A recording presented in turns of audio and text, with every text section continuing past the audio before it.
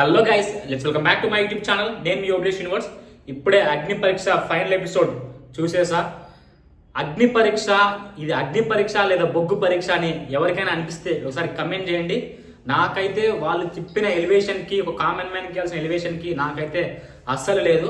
ఎందుకంటే ఈ ఫైనల్ ఎపిసోడ్లో చిన్నపిల్లల గేమ్స్ పెట్టినట్టు పెట్టారు.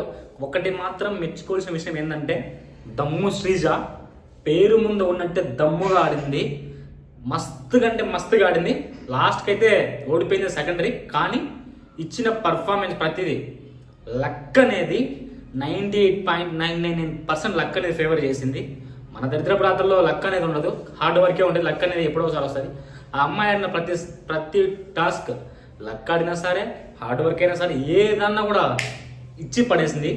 ఎవరైతే వద్దు ఈ అమ్మాయి మొత్తం వాయిస్ ఇరిటేట్ వస్తుందని అమ్మ వాళ్ళే ఉన్నారు, వాళ్ళే అప్రిషియేట్ చేయడం అనేది తనకైతే చాలా ప్లస్ పాయింట్ అనుకుంటా. అండ్ ఈ మ్యాటర్ ఏంటంటే 5 కంటెస్టెంట్స్ ఫైనల్ అయిపోయారు.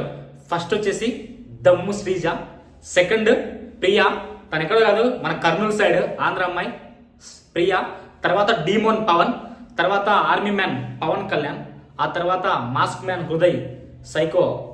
ఇది క్యారెక్టర్ మనం ఖచ్చితంగా ఈ క్యారెక్టర్ అనేది బిగ్ బాస్ హౌస్లో గుర్తుండిపోయేలాగా ఉంటుంది.